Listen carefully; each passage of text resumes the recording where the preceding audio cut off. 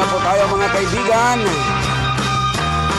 At tayo po ay dadako na sa ating mga balita. Naging matagumpay ang ginawang pagmamarcha ng mga grupong anti-pork barrel o ito'y tinaguriang at pinangalanan nilang mga People's Initiative. Ito po'y grupo ng mga organisasyon na umaayaw ng tuluyan sa anumang pork barrel sa ating pamahalaan. Nakakalap na rin sila kahapon ng higit sa 10,000 mga lagda na pumapabor sa People's Initiative. Bagamat hindi pa sila nakakarating sa iba't ibang bayan o lungsod upang magpapalagda ng tuluyan sa panawagang makabuo ng panibagong batas sa pamagitan ng paglalagda at makakuha ng tinatayang aabot sa 6 na milyon na mga signatory. Yan po mga kaibigan ang balitang nasyonal. Bagamat sa kabila ng pakikipaglaban ng ating mga kababayan na tumututol na sa mga pork barrel, ay ang ating bansa naman ay ang ilan nating mamamayan ay nagugutom na rin dahil sa pagtaas ng presyo ng bilihin.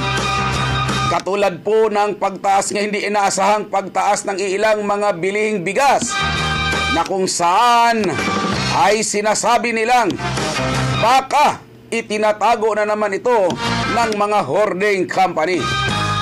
At ngayon, atin pong saksihan ang mga presyo ng bilihin katulad ng bigas na sinusupply ng NFA. Atin pong saksihan, Romuronda Chris Guevara. Ilang mga consumers ng NFA rice mas pabor dahil ito ay mas mura kumpara sa mga commercial rice. Pinikot ng Big Boss Team ang Olongapo City Public Market o mas kilala bilang Bagong Palengke kung may pagbabago ba sa pagbebenta ng bigas. Ang mga presyo ng bigas na madalas bilhin ng consumers ay sinandoming na nasa halagang 44 pesos, Angelica 42 pesos, long grain rice 43 pesos, fancy rice 53 pesos at jasmine rice 55 pesos. Ilan lamang ito sa mga madalas bilhin ng consumers na commercial rice, samantala ang NFA rice ay 32 pesos lamang.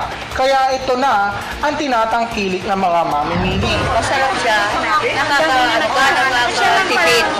Kasi ang isang dalawa sa lahat. Nakapanayam namin ang nag-iisang nagbebenta ng NFA rice sa loob ng Bagong Palengke. Ika niya na talagang mabenta ang NFA rice dahil ito ay mura at hindi nagmamahal. At isa pa dito, maganda din daw ang NFA rice kaya ito mabenta sa mga mamimili. At ang mga consumers na aking nakapanayam ay tila sinasabi na ang kanilang panig na talagang masarap at mura itong nasabing bigas. Mababa po yun. Mababa. Yung commercial.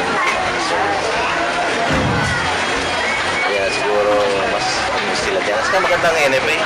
Maganda po ang Nagkaroon din kami ng pagkakataon na makausap ang mga tindera ng commercial rice at wala silang panindang NFA rice. Ika ng mga tindera nang dahil sa NFA rice, nagiging matumal na ang bumibili ng mga commercial rice dahil masyado na ang tinatangkilik ng mamimili ang nasabing bigas na mura. At ayon naman sa mga nagtitinda ng bigas, simula July at ngayong August ay tumaas ng mahigit kumulang 2 piso ang commercial rice. Dito po tayo ngayon sa Olongapo City Public Market o mas kilalang Bagong Palengke. Ngayon malalaman natin kung meron bang pagbabago sa mga bigas na tinitinda ng ating mga tindera, kung nagbago ba ito ng July at ng August. Malaki naman kung pagpapago ng presyo. Kasi nung kabuhay ng July, alangan namin pinabababa. Hindi na gano'n naman. Malaki yung pinagbabago.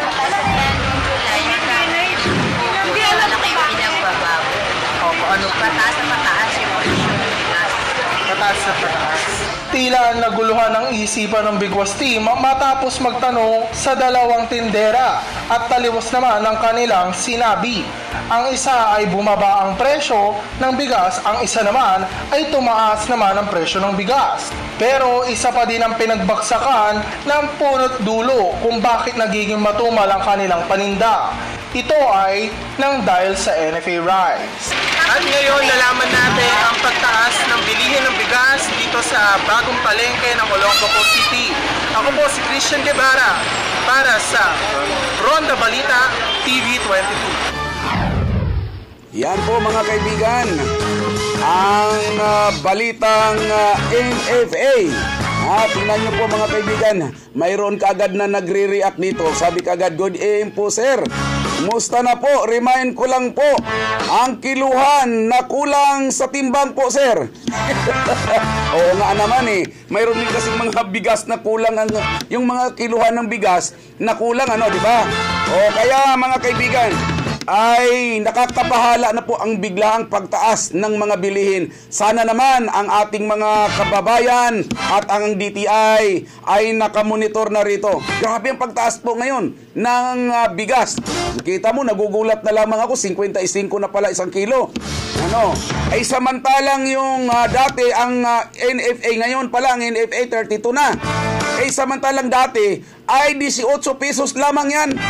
Kaya nakakabahala na po mga kaibigan. Hayaan mo at mayroon po tayong mga i-interviewin dyan. Kaya tuloy ang iba napipilitan na gumawa ng masama. Katulad po nito na kung saan ay dahil siguro nagutom na ay nagsangla na lamang ng singsing na pike. Ayun, tuloy natimbog. Ito'y Romuronda Chris Guevara. Isang babae huli matapos itong magsanla ng peking singsing sa isang pawn shop sa West Bahak-Bahak ng Olongapo City. Ang babae ito ay nagngangalang Gloria Valerio, 32 years old, residente ng poblasyon Pulilan, Bulacan. Napag-alaman ng may-ari na pangalawang beses na niyang ginawa ito sa Norma's Pawn Shop na pagmamay-ari ni Mrs. Adelita. Ang unang beses na nangyari ang pagsasanla na nakatakas ito sa pawn shop ay August 11, 2014 sa halagang 11,000 pesos. At nang muling bumalik ang suspect na si Gloria August 13, 2014 sa oras na alas 5 ng hapon upang magsanla muli ng isang singsing na gold na nagtitimbang ng 8 gramo. At naaalala ng may-ari na siya rin ang babae na nagsanla ng peking singsing noong August 11, 2014. Kaya agad itong tumawag sa Police Station 1 ng Olongapo City upang mahuli ang babae na nagsanla ng mga peking alahas. At mabilis naman itong naaresto ng mga pulis at na-detain sa nasabing police station. Ako po si Christian Guevara para sa Ronda Balita TV 22. Yan po mga kaibigan. Ay masisisi ba natin kung yun ay talagang nagutom na? Ay ang taas na kasi ng bilihin eh. Sakay mong 32 pesos inayo yung kilo ng bigas. Kaya tuloy, ayan po nangyari. Nagsangla na lamang ng peke. Eh ngayon, hindi nakalusot. Kaya yan, gusot ang napuntahan. Ayan po mga kaibigan, isang text pa naman dito ang ating bigyan ng reaction. Ating bigyan ng puna. Sabi dito, God AM Sir Bigwas. Dito po sa East Bahak-Bahak, bakit lagi na lamang po yung Ilicanyo Street ang tinututukan nila? Nagreklamo na sila pagdating sa baha.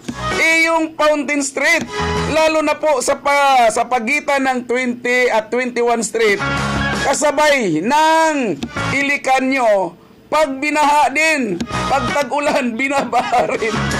Sige po, ayahan nyo po at Tatakbuhan po natin yan ng ating mga reporter para makunan po natin kaagad yan ng video. At yan naman ay ating ipapanawagan sa ating lokal na pamahalaan na dapat nilang aksyonan. Para wala kaming mapupuna sa inyo, umaksyon kayo. Alin po yung aming ginagawang pagpupuna, yun ang inyong aksyonan.